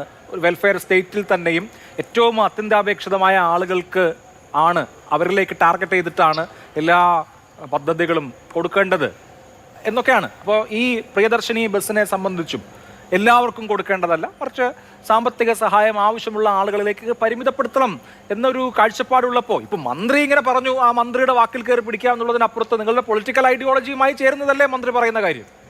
ശ്രീ അഭിലാഷ്, ഇവിടെ നോക്കൂ, ഇവിടെ മന്ത്രി ഇന്ന് പറഞ്ഞതിൽ അല്ലെങ്കിൽ നിലവിലെ പ്രിയദർശിനി യാത്രയുമായിട്ട് ബന്ധപ്പെട്ടിട്ടുള്ള വസ്തുതകളോ അതിനകത്തെ അല്ലെങ്കിൽ ഫാക്റ്റോ ഒന്നുമല്ല ഇവിടുത്തെ പ്രശ്നമെന്ന് പറയുന്നത്. നമുക്ക് അതിനെക്കുറിച്ചിട്ട് ഒരു ചർച്ച നടത്താം. പ്രിയദർശിനി ബസ്സിൻ്റെ യാത്രകൾ ഇങ്ങനെ തന്നെ കൊടുക്കണമോ, ആർക്ക് കൊടുക്കണം, ചർച്ച ചെയ്യാം, നമുക്ക് എത്ര വേണമെങ്കിലും ചർച്ച ചെയ്യാം. പക്ഷേ ഇവിടെ ഇന്ന് മന്ത്രി പറഞ്ഞിട്ടുള്ളത് എന്താണ്? കേരളത്തിൻ്റെ ഒരു പൊതുഗതാഗത വകുപ്പിന് കൈകാര്യം ചെയ്യുന്ന ഒരു പ്രധാനപ്പെട്ട സീനിയറായിട്ടൊരു മന്ത്രി പറഞ്ഞത് എന്താണ്? അത് ചോദ്യം ചെയ്യപ്പെടുക തന്നെ ചെയ്യണം. ഞാൻ സത്യത്തിൽ ഈ ചർച്ചയിൽ വന്നിട്ട് ഞെട്ടിപ്പോയി. ഞാൻ ഒരിക്കലും പ്രതീക്ഷിച്ചില്ല കോൺഗ്രസിൻ്റെ പ്രതിനിധി ഇങ്ങനെ വന്നിട്ട് ഇതിനെ ന്യായീകരിക്കേണ്ടി വരുമെന്ന്. അവർ പറയുന്നത് എന്താണ് മന്ത്രി പറഞ്ഞതിൽ തെറ്റ് എന്നൊക്കെയാണ് ചോദിക്കുന്നത്. ശ്രീമതി സോയ, ഇവിടെ പ്രശ്നം എന്താ അറിയോ? അതായത് മന്ത്രി പറയുന്നത് കേട്ടാൽ സാധാരണ പൊതുജനങ്ങൾക്ക് മനസ്സിലാവുക കാശില്ലാത്ത നീയൊക്കെ ഉന്തി തള്ളിയതാ. ഞാനിത് പറയാൻ വേണ്ടിയിട്ട് ഉദ്ദേശിച്ചതല്ല. അവിടെ ഈ ഒരു ചർച്ചയിൽ ഇത്തരം വാക്കുകൾ ഉപയോഗിക്കണം എന്ന് പോലും ഞാൻ ഉദ്ദേശിച്ചിട്ടില്ലെങ്കിലും നിങ്ങളത് ചോദിച്ചുകൊണ്ട് മാത്രം ഞാൻ പറയുകയാണ്. കാശില്ലാത്ത ആളുകളൊക്കെ ഉന്തിത്തള്ളി പ്രിയദർശിനി ബസ്സിൽ കയറുന്നു. കാശില്ലാത്ത ഇതേ ആളുകൾ തന്നെ സർക്കാരിൻ്റെ ആശുപത്രിയിൽ പോകുന്നു. എന്നിട്ട് സ്വന്തം സഹോദരനെയും അച്ഛനെയും പിടിച്ചിട്ട് ആശുപത്രികളുടെ തറയിൽ കിടത്തുന്നു. എന്നിട്ട് ഇത്തരം കാശില്ലാത്ത നിങ്ങളൊക്കെ പോയിട്ട് മക്കളെ സർക്കാർ ഇതര പ്രൈവറ്റ് സ്കൂളുകളിൽ പഠിപ്പിക്കുന്നു എന്ന് പറഞ്ഞതാണ് സോയയുടെ പ്രശ്നം. എന്ന് പറഞ്ഞുകൊണ്ടാണ് ഇന്ന് കേരളത്തിലുടനീളമായിട്ട് ആ വാക്കുകൾക്കെതിരെ പ്രതിഷേധം ഉണ്ടായിട്ടുള്ളത്. എന്ന് പറഞ്ഞുകൊണ്ടാണ് ഇന്ന് കേരളത്തിലെ മാധ്യമങ്ങൾ മൊത്തം ഈ വിഷയം ചർച്ച ചെയ്യുന്നത്. ഇത്രയധികം വിഷയം ഉണ്ടായിട്ടും, ഇത്രയധികം ചർച്ച നടന്നിട്ടും, ഇത്രയധികം പ്രതിഷേധങ്ങൾ സ്ത്രീകൾക്ക് ഇവിടെ ഉള്ളിൽ നിന്ന് തന്നെ ഉണ്ടായിട്ടും കോൺഗ്രസ് പാർട്ടിക്ക് ഇത് മനസ്സിലാവാത്ത എന്താണെന്ന് എനിക്ക് മനസ്സിലാവുന്നുണ്ട്. നിങ്ങളും ഈ മന്ത്രിയെ ന്യായീകരിക്കാൻ വേണ്ടി തന്നെ ഇറങ്ങിയേക്കോണോ? നോക്കൂ, വി.ഡി. സതീശൻ ഞാൻ എന്തുകൊണ്ടാണ് പറഞ്ഞ് ഇവിടെ സമരം ചെയ്തിട്ടല്ല ഈ സംവിധാനം കൊണ്ടുവന്ന് പറയാൻ കാരണം എന്താ? ഇത് നിങ്ങളുടെ ഓഫറാണെന്ന്. നിങ്ങൾ UDF സർക്കാർ, കോൺഗ്രസ് നേതൃത്വം കൊടുക്കുന്ന UDF സർക്കാർ നേതൃത്വത്തിൽ അധികാരത്തിൽ സർക്കാർ വന്നാൽ ഇത് കൊടുക്കുമെന്ന് സ്ത്രീകളോട് പറഞ്ഞിട്ട് വോട്ട് മേടിച്ചതാണ്. ആ വോട്ട് ചെയ്ത നിങ്ങൾക്ക് വോട്ട് ചെയ്ത ആളുകളുടെ മുഖത്തടിക്കുന്ന പോലെയാണ് നിങ്ങളുടെ മന്ത്രി സംസാരിച്ചിട്ടുള്ളത്. അതുകൊണ്ടാണ് ഞാൻ ആ കാര്യം പറഞ്ഞിട്ടുള്ളത്. ഒരു വശത്ത് നിങ്ങൾ ഞങ്ങൾക്കെല്ലാം വോട്ട് ചെയ്യൂ, ഞങ്ങൾ നിങ്ങൾക്ക് തരാമെന്ന് പറഞ്ഞൊരു ഓഫർ അല്ലെങ്കിൽ ഒരു വാഗ്ദാനം കൊടുക്കുകയും മറുവശത്ത് അധികാരത്തിൽ വന്നപ്പോൾ ജനങ്ങളുടെ മുഖത്തടിക്കുന്ന സമീപനമാണ് നിങ്ങളുടെ സർക്കാർ കാണിച്ചിട്ടുള്ളത്. എന്നിട്ട് നേരം ഇത്രയുമായിട്ട് സർക്കാരിൻ്റെ ആരെങ്കിലും ഇതിനൊന്ന് എതിർത്ത് പറയാൻ വേണ്ടി സാധിച്ചോ? സർക്കാരിന് എവിടെയെങ്കിലും തിരുത്താൻ വേണ്ടിയിട്ട് സാധിച്ചോ? മുഖ്യമന്ത്രിക്ക് തിരുത്താൻ വേണ്ടി സാധിച്ചോ? മുഖ്യമന്ത്രിയുടെ സ്റ്റേറ്റ്മെന്റ് എന്തായിരുന്നു? മുഖ്യമന്ത്രി ഉദ്ഘാടന സമയത്ത് കൃത്യമായിട്ട് പറഞ്ഞത് ഔദാര്യമല്ല അവകാശമാണെന്നാണ്. ഇന്ന് CP ജോൺ മന്ത്രി പറഞ്ഞത് എന്താ? ഇത് അവകാശമല്ല ഔദാര്യമാണെന്നാണ്. എന്നിട്ട് മുഖ്യമന്ത്രി തിരുത്തിയോ? കോൺഗ്രസ് പാർട്ടിയിൽ നിന്നോ സർക്കാരിൽ നിന്നോ ആരെങ്കിലും ഈ സ്ത്രീ വിരുദ്ധ പരാമർശം, ആരെങ്കിലും സ്ത്രീകളെ ഈ അവഹേളിക്കുന്ന, സ്ത്രീകളെ മാത്രമല്ല പൊതുജനങ്ങളെ അവഹേളിക്കുന്ന ഈ നിലപാടിൽ നിന്ന് മാറാൻ വേണ്ടിയിട്ട് മാറ്റാൻ വേണ്ടി മന്ത്രിയോട് പറഞ്ഞ മന്ത്രി എന്താ ചെയ്തത്? കഴിഞ്ഞില്ലോ. മന്ത്രി എന്താ ഇത്? മന്ത്രി വൈകുന്നേരം വന്ന് ന്യായീകരിക്കുക. അദ്ദേഹം പറഞ്ഞെന്താ? ഇനി ഇത്തരം കാര്യങ്ങളൊക്കെ പറയുമ്പോഴത്തേക്ക് അങ്ങനെ പബ്ലിക്കായിട്ട് പറയാൻ പറ്റൂലെന്ന്. അതായത് ഇങ്ങനെ അദ്ദേഹത്തിന്റെ മനസ്സിൽ ഇത് തന്നെയാണ്. ഈ മന്ത്രിയുടെ മനസ്സിൽ ഇപ്പോഴും ഉള്ളത് സാധാരണക്കാരായിട്ടുള്ള സ്ത്രീകൾ ഉന്തിത്തള്ളി തന്നെ ബസ്സിൽ കയറുന്നു എന്നാണ്. പ്രശ്നം എന്താണ്? ഇത്തരം കാര്യങ്ങൾ പറയാൻ വേണ്ടിയിട്ട് പാടില്ല, അത് ശ്രദ്ധിക്കണം എന്നാ. ഇവിടെ സ്കൂളിന്റെ കാര്യം പറഞ്ഞു. ശ്രീ അഭിലാഷ് ഒന്ന് ആലോചിച്ച് നോക്കി. ഞാൻ പറയട്ടെ, മികച്ച സർക്കാർ സ്കൂളുകൾ ഉള്ളിടങ്ങളിൽ മാതാപിതാക്കൾ കുട്ടികളെ സർക്കാർ സ്കൂളുകളിൽ വിടും. ഇനി സർക്കാർ സ്കൂളുകളെക്കാൾ മികച്ച പ്രൈവറ്റ് സ്കൂളുകൾ ഉള്ള ഇടങ്ങളിൽ മാതാപിതാക്കൾ കുട്ടികളെ പ്രൈവറ്റ് സ്കൂളുകളിൽ വിടും. അതൊക്കെ നമ്മുടെ നാട്ടിൽ നടക്കുന്ന കാര്യങ്ങളല്ലേ? ഈ സ്വന്തം മക്കളുടെ വിദ്യാഭ്യാസത്തെ കരുതി അവരെ മികച്ച സ്കൂളിലേക്ക് മാതാപിതാക്കൾ വരുമ്പോൾ പറഞ്ഞു വിടുമ്പോൾ മന്ത്രിക്കത്തെ പ്രശ്നം എന്താന്നേ? UDF സർക്കാരിന് ഇത്ര പ്രശ്നം എന്താന്നേ? എന്തിനാണ് കോൺഗ്രസിന്റെ പ്രതിനിധി അതിനെ ന്യായീകരിക്കാൻ വേണ്ടി വന്നിരിക്കുന്നത്? ഇത്തരത്തിലുള്ള ജനവിരുദ്ധ സ്വന്തം മാതാപിതാക്കളും മക്കളെ സ്കൂളിലേക്ക് വിടുമ്പോൾ പോലും അതിനെതിരെ പോലും പറയുന്ന ഒരു മന്ത്രിയാണ് ഇവിടെ ഇരുന്നിട്ട് ആ മന്ത്രിനെ ഇവിടെ നിന്ന് ന്യായീകരിക്കുന്നത് ആലോചിച്ച് നോക്കണം. ഇവിടെ അത് തന്നെയാണ് അടിസ്ഥാനപരമായിട്ട് പ്രശ്നം. ലാസ്റ്റ് പോയിന്റ്, ഈ മൂന്ന് കാര്യം മന്ത്രി പറഞ്ഞിട്ടുള്ള പൊതുഗതാഗതമായിക്കോട്ടെ, പൊതുവിദ്യാഭ്യാസമായിക്കോട്ടെ, പൊതുജനാരോഗ്യമായിക്കോട്ടെ, മൂന്നിലും തികഞ്ഞ ജനാധിപത്യ വിരുദ്ധതയും ജനവിരുദ്ധതയും സ്ത്രീവിരുദ്ധതയുമാണ് അദ്ദേഹം പറഞ്ഞിട്ടുള്ളത്. അദ്ദേഹം തന്നെ പറയുന്നത് കേരളത്തിലെ പൊതുജനാരോഗ്യ സംവിധാനങ്ങൾ മൊത്തം പൊളിഞ്ഞടക്കാമെന്നാണ്. അദ്ദേഹം തന്നെ പറയുന്നത് സ്ത്രീകൾ തള്ളിക്കയറുന്നതാണ്. അദ്ദേഹം തന്നെ പറയുന്നത് സർക്കാർ സ്കൂളുകളിലേക്ക് ആളുകൾ കയറി വരുന്നില്ലെന്നാണ്. അങ്ങനെ എല്ലാ രീതിയിലും ജനങ്ങളെ അവഹേളിക്കുന്ന രീതിയിലാണ് അദ്ദേഹം സംസാരിച്ചത്. അത് കോൺഗ്രസിന് മനസ്സിലാകില്ല എന്ന് പറയുന്നത് ദയനീയമെന്ന് മാത്രമേ എനിക്ക് പറയാൻ വേണ്ടിയുള്ളൂ. പക്ഷെ അതിലെങ്കിലും നിങ്ങൾ എതിർക്കുമെന്ന് ജനങ്ങൾ പ്രതീക്ഷിച്ചിരുന്നു. ശരി, ശ്രീമതി അനൂപ് പാപ്പച്ചൻ, മന്ത്രി പിന്നീട് വിശദീകരിച്ച ഒരു കാര്യം, സ്ത്രീകൾ ഡിസ്ട്രസ്സിലാണ്. അവരെ സംബന്ധിച്ച് 2000 രൂപ ഒരു മാസം അധികമായി ഉണ്ടായാൽ അവർക്ക് വലിയ പ്രയോജനം ചെയ്യും. ഞങ്ങൾക്ക് ഈ പദ്ധതി നടപ്പാക്കിയപ്പോഴാണത് മനസ്സിലായത്, അല്ലെങ്കിൽ അതിൻ്റെ കൂടുതൽ ബോധ്യം അങ്ങനെയാണ് വന്നത് എന്നാണ്. 2000 രൂപ ശരിയാണ്. ഇപ്പോൾ പ്രിയദർശിനി ബസ് മാത്രം പ്രയോജനപ്പെടുത്തി സൗജന്യ യാത്ര പ്രയോജനപ്പെടുത്തിയാൽ തൊഴിലാളി വർഗത്തിൽപ്പെട്ട ഒരു സ്ത്രീക്ക് ഇപ്പോൾ തിരുവനന്തപുരത്ത് പാറ്റിങ്ങിൽ നിന്നോ അതല്ലെങ്കിൽ കല്ലമ്പലത്ത് നിന്നോ തിരുവനന്തപുരത്ത് ഒന്ന് ജോലി ചെയ്യുന്ന ഒരാളെ സംബന്ധിച്ച്, ഒരു വനിതയെ സംബന്ധിച്ച് ശരിയാണ് ഈ പറയുന്ന പോലെ 2000 2500 രൂപയുടെ ലാഭം ഒരു മാസം ഉണ്ടായേക്കാം. അത് അവർക്ക് ഗുണകരമായി ഉപയോഗിക്കാനും കഴിയുമെന്നുള്ളത് വസ്തുതയാണ്.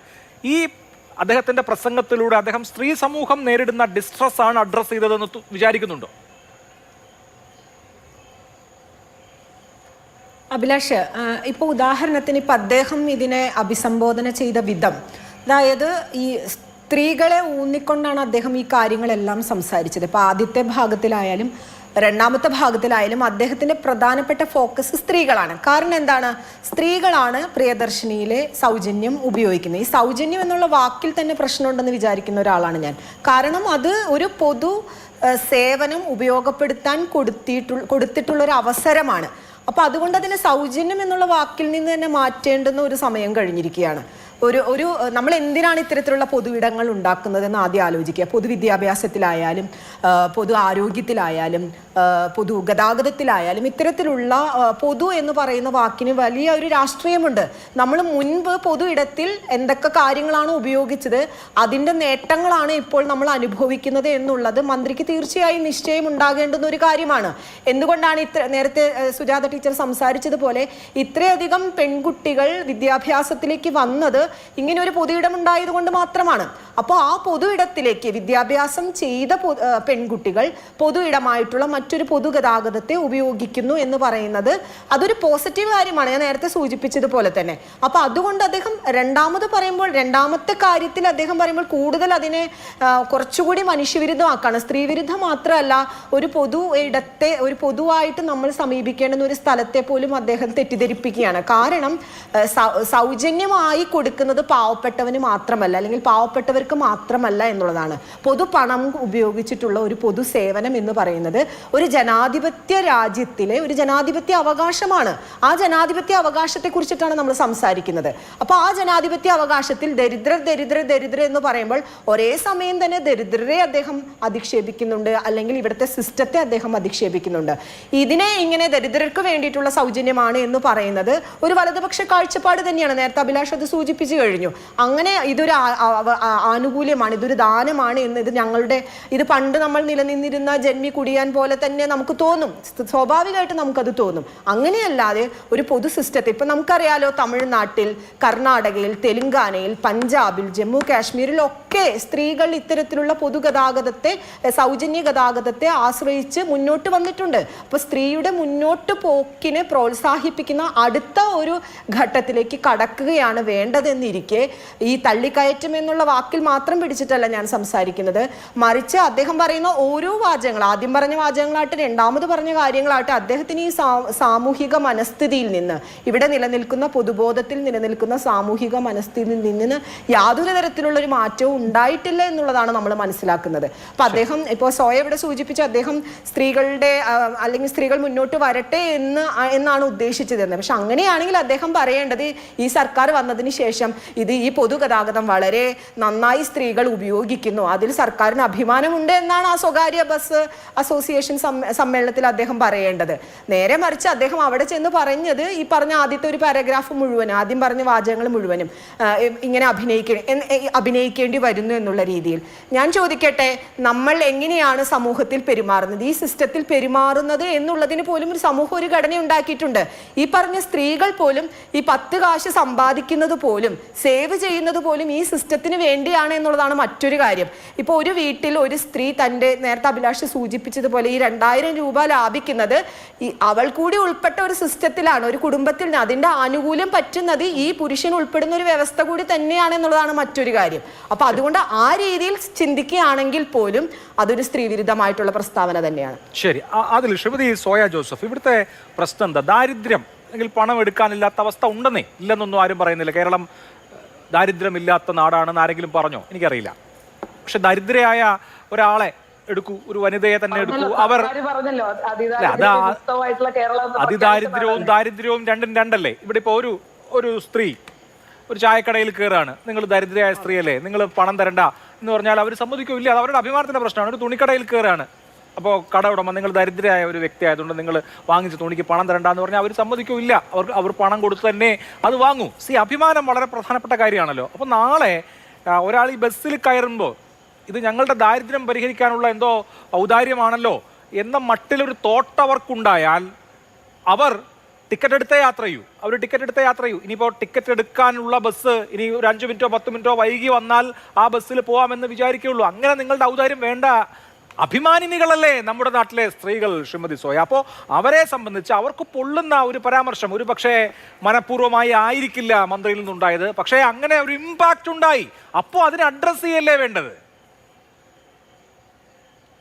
തീർച്ചയായും ഞാൻ നേരത്തെ പറഞ്ഞല്ലോ, ഞാൻ ഇങ്ങോട്ട് വരുന്നതിന് തൊട്ട് മുൻപ് അദ്ദേഹത്തെ വിളിച്ചു. അപ്പൊ അദ്ദേഹം എന്നോട് പറഞ്ഞതാണ്, ഏതെങ്കിലും തരത്തിൽ ഇതിലിപ്പം നിരുപാധികം ഖേദം പ്രകടിപ്പിക്കാൻ പോലും പ്രയാസമുള്ള ഒരാളല്ല. നിങ്ങൾക്കൊക്കെ ഇവിടെ ഇരിക്കുന്ന ആളുകൾക്കൊക്കെ ഇപ്പൊ നേരത്തെ പറഞ്ഞ ആളുകൾക്കൊക്കെ ശ്രീ സി പി ജോൺ എന്ന് പറയുന്ന ഒരാളെ വ്യക്തിപരമായിട്ട് അറിയുന്നുണ്ടാവും. അദ്ദേഹം എന്തെങ്കിലുമൊക്കെ പറഞ്ഞു, ഇനി അത് പിന്നെ കടുംപിടുത്തത്തിൽ തുടരുകയോ അത് തന്നെയാണെന്ന് വാദിക്കുകയോ അല്ലെങ്കിൽ അതിന്റെ മുകളിൽ സംസാരിക്കുകയോ ചെയ്യുന്ന ഒരാളൊന്നുമല്ല. അദ്ദേഹത്തെ സംബന്ധിച്ച് യാതൊരു വിതൗട്ട് എനി ഈഗോ, അതേ വാക്കാണ് അദ്ദേഹം ഉപയോഗിച്ചത്. അപ്പൊ അതൊന്നും അത്തരത്തിൽ പോകുന്ന ഒരു കാര്യമല്ല. പക്ഷെ ഈ ചർച്ചകളിൽ കുറെ കാര്യങ്ങൾ അനാവശ്യമല്ലേ എന്ന് തോന്നുന്നത് സ്വാഭാവികമായിട്ട്. ഇപ്പൊ നേരത്തെ ബിജെപി പ്രതിനിധി പറയുകയുണ്ടായി, എന്നെ സംബന്ധിച്ച് ഞാൻ ഒരിക്കലും ശ്രീ സി പി ജോണിന് അദ്ദേഹത്തെ വ്യക്തിപരമായ അടുപ്പമുണ്ട് എന്നുള്ളതിനപ്പുറത്തേക്ക് അദ്ദേഹം പറഞ്ഞ കാര്യങ്ങളിൽ വാസ്തവിരുദ്ധമായ എന്തെങ്കിലും ഉണ്ടോ എന്നുള്ളത് ഞാൻ ആദ്യമേ ചോദിച്ചു, ഇപ്പോഴും ചോദിക്കുന്നു. ആ കാര്യത്തിൽ എനിക്ക് തർക്കമില്ല. പിന്നെ നിങ്ങൾ നേരത്തെ പറഞ്ഞു, ഇപ്പൊ നേരത്തെ അഭിലാഷ് പറഞ്ഞു വെക്കുകയുണ്ടായി, ഏതെങ്കിലും ഒരു തുണിക്കടയിൽ കയറി പിന്നെ ഇത് നിങ്ങൾ ദരിദ്രയല്ലേ, നിങ്ങൾ വെറുതെ കൊണ്ടുപോകൂ എന്ന് പറയുന്നതിനപ്പുറത്തേക്ക് നമുക്കറിയാം ഈ നാട്ടിൽ ഒരു ഡിസ്കൗണ്ട് സെയിൽ ഉണ്ടാകുമ്പോൾ ഈ നാട്ടിൽ എല്ലാവരും പോയി അവിടെ നിന്ന് വാങ്ങാറുണ്ട്. നമ്മൾ ചിന്തിക്കുന്നത് എന്താ, ഏറ്റവും കുറഞ്ഞ് അല്ല ഈ ഡിസ്കൗണ്ട് അവിടുത്തെ അതന്നെയാണ് പ്രശ്നം. അല്ല അത് തന്നെയാണ് പ്രശ്നം ശ്രീമതി സോയ. ഈ ഡിസ്കൗണ്ട് സെയിലില് ആർക്കും പോയി വാങ്ങിക്കാലോ, അതിൽ ദാരിദ്ര്യം ഒരു മാനദണ്ഡമല്ലല്ലോ. ദരിദ്രർക്ക് ഡിസ്കൗണ്ട് എന്ന് ഒരു ഷോറൂം ഉടമയും പറയാറില്ലല്ലോ. ഒരിക്കലുമല്ല, ഒരിക്കലുമല്ല. ഇല്ല, ഒരിക്കലും പറയാറില്ല. ഞാൻ നേരത്തെ പറഞ്ഞു വെച്ച കാര്യങ്ങൾ വീണ്ടും ആവർത്തിക്കുകയാണ്. നിങ്ങൾ ഈ പറയുന്നതിനപ്പുറത്തേക്ക് ഇവിടെ നിലനിൽക്കുന്നത്, ഇപ്പം നേരത്തെ സുജാത മാം പറയുകയുണ്ടായി, കേരളത്തിൽ ഒരുപാട് മെച്ചപ്പെടലുകൾ ഉണ്ടായി. അക്കാര്യത്തിൽ എനിക്കും തർക്കമില്ല. ഞാൻ ഈ നാട്ടിലെ മുഴുവൻ സംവിധാനങ്ങളും മോശമാണെന്നല്ല പറഞ്ഞു വെക്കുന്നത്. അദ്ദേഹവും അത് തന്നെയാണ് പറയാൻ ഉദ്ദേശിച്ചത്. ഈ നാട്ടിലെ പൊതുജനാരോഗ്യം മെച്ചപ്പെട്ടതാണ്, പൊതുവിദ്യാഭ്യാസം മെച്ചപ്പെട്ടതാണ്, അല്ലെങ്കിൽ ഈ നാട്ടിലെ പൊതുഗതാഗതം മെച്ചപ്പെട്ടതാണ്. അക്കാര്യത്തിലൊന്നും എനിക്ക് തർക്കമില്ല. പക്ഷേ മെച്ചപ്പെട്ടതാണെന്ന് പറഞ്ഞു കഴിഞ്ഞാൽ ഇത് പൂർണ്ണമായും മെച്ചപ്പെട്ടതാണെന്നും ഇനി ഒന്നും ആവശ്യമില്ല എന്നുള്ള തരത്തിൽ നമുക്ക് പറഞ്ഞു വെക്കാൻ കഴിയില്ല. കാരണം കഴിഞ്ഞ പൊതുജനാരോഗ്യത്തിന്റെ കാലത്ത് തന്നെയാണ് പിന്നെ ഫർഷീന എന്ന് പറയുന്ന യുവതിക്ക് കോൺഗ്രസ് സർക്കാർ UDF-ന്റെ സർക്കാർ വന്നപ്പോ ജോലി നമ്മൾ കൊടുത്തു. കാരണം ആ സ്ത്രീ 5-8 കൊല്ലമായി വൈദ്യുതി കത്രികയുമായി നടന്നത് ഇവിടുത്തെ സിസ്റ്റത്തിന്റെ പ്രശ്നമാണ്. അപ്പൊ അങ്ങനെ ഇപ്പോഴും ആളുകൾ ഈ സർക്കാർ പിന്നെ നിലവിൽ വന്ന് ആരോഗ്യമന്ത്രി പറഞ്ഞ ആദ്യത്തെ സ്റ്റേറ്റ്മെന്റ് ഇതാണ്, ഇനി ആരെയും തറയിൽ കിടത്തേണ്ടതില്ല എന്നുള്ളത് സ്റ്റേറ്റ്മെന്റ് ഇറക്കേണ്ടി വന്നത് കഴിഞ്ഞ കുറെ വർഷങ്ങളായി ഇവിടെ നിന്നിട്ടുള്ള പൊതുജനാരോഗ്യത്തിന്റെ പ്രശ്നം തന്നെയാണ്. അപ്പൊ ഇത്തരം കാര്യങ്ങളൊക്കെ BJP-യുടെ പ്രതിനിധി പിന്നെ ഉൾപ്പെടെ പറയുന്ന ഒരു കാര്യം അദ്ദേഹം നിരന്തരമായി പറഞ്ഞു വെച്ചിട്ടുള്ള ഒരു കാര്യമാണ്, പിന്നെ നമ്മൾ സ്വകാര്യ സ്കൂളുകളിലേക്ക് വിടുന്നത്. ഞാൻ ശ്രീ സി പി ജോണുമായി സംസാരിച്ചപ്പോൾ അദ്ദേഹം വീണ്ടും ആവർത്തിച്ച് പറയുകയുണ്ടായി, ഒരു മിഡിൽ ക്ലാസിനെ സംബന്ധിച്ച് അല്ലെങ്കിൽ ഏതൊരാളെയും സംബന്ധിച്ച് അവരുടെ ഒരു aspiration of A middle class അതൊരു ബിഹേവിയർ ആണ്, ഒരു എക്കണോമിക് ബിഹേവിയർ ആണ്. നമുക്കറിയാം, നമ്മൾ ഏറ്റവും സാധാരണമായി ഒരു കൂലിപ്പണി എടുക്കുന്ന ഒരാൾ പോലും അദ്ദേഹത്തിന്റെ ആ കിട്ടുന്ന വരുമാനത്തിന്റെ ഏറ്റവും വലിയൊരു പങ്ക് മാറ്റിവെക്കുന്നത് കുഞ്ഞുങ്ങളുടെ വിദ്യാഭ്യാസത്തിന് വേണ്ടി കൊടുക്കാൻ തയ്യാറാണ്. അതേസമയം നമ്മുടെ ആരോഗ്യത്തിനോ നമ്മുടെ ഗതാഗതത്തിനോ മറ്റു കാര്യങ്ങൾക്കൊക്കെ നമ്മൾ ഏറ്റവും കുറഞ്ഞ് ചെലവാക്കുമ്പോൾ നമ്മുടെ വരുന്ന തലമുറയ്ക്കുള്ള വിദ്യാഭ്യാസത്തിന് വേണ്ടി ഏറ്റവും വലിയ രീതിയിൽ കോൺട്രിബ്യൂട്ട് ചെയ്യാൻ അല്ല ഇപ്പോൾ ശ്രീമതി സോയ പറഞ്ഞതാണ് അദ്ദേഹം ഉദ്ദേശിച്ചത് എങ്കിൽ അദ്ദേഹം അതുപോലെ പറയണമായിരുന്നു. ഇപ്പൊ ഇവിടെയുള്ള ഒരു പ്രശ്നം ശ്രീമതി സോയ, ഇപ്പോ CP ജോണിനെ നമുക്കും ഒരുപാട് വർഷങ്ങളായി പൊതുരംഗത്തുള്ള അദ്ദേഹത്തെ എല്ലാവർക്കും അറിയാവുന്ന കാര്യമാണ്. ഇപ്പൊ അദ്ദേഹത്തെ സംബന്ധിച്ചപ്പോ അദ്ദേഹത്തിന് 2 പെൺമക്കളുണ്ട്. അവർ വളരെ ഇൻഡിപെൻഡന്റ് ആയി വളർന്ന് പഠിച്ച് വളരെ മികച്ച നിലയിൽ നിൽക്കുന്ന ആളുകളാണ്. അദ്ദേഹം പുരോഗമനപരമായ ജീവിതം നയിക്കുന്ന ഒരാളാണ്. അതിലൊന്നും ആർക്കും തർക്കമൊന്നുമില്ല. ഞാൻ വ്യക്തിപരമായി CP ജോണിനെ ക്യാൻസൽ ചെയ്ത് കളയുന്നൊന്നും ഇല്ല ഈ പരാമർശം കൊണ്ട്. പക്ഷെ അദ്ദേഹത്തിന്റെ വാക്കുകൾ സമൂഹത്തിൽ ഉണ്ടാക്കിയിട്ടുള്ള ഇമ്പാക്റ്റ് ഉണ്ട്. ആ ഇമ്പാക്റ്റ് എന്ന് പറയുന്നത് നാളെ ഒരു സ്ത്രീക്ക് ആ ബസ്സിൽ കയറാൻ തോന്നാത്തതാവരുത്. അപ്പോൾ അത് കൃത്യമായി അഡ്രസ്സ് ചെയ്യപ്പെടണമെന്നുള്ളതാണ്. അല്ലാതെ അദ്ദേഹത്തിന്റെ ഇതുവരെയുള്ള പൊതുജീവിതത്തെയോ വ്യക്തി ജീവിതത്തെയോ റദ്ദാക്കി കളയാനൊന്നും ഒരു ഉദ്ദേശവും ഇല്ല. പക്ഷേ ഇതിന്റെ ഇമ്പാക്റ്റ് നാളെ പ്രിയദർശിനി ബസ്സിൽ കയറാൻ പോകുന്ന ഒരാളെ സംബന്ധിച്ച് ഞാൻ ഇത് അർഹിക്കുന്നതാണോ, ഇത് എനിക്ക് വേണ്ടി ഉള്ളതാണോ എന്ന് തോന്നലാവരുത് എന്നുള്ളതേ ഉള്ളൂ പ്രശ്നം.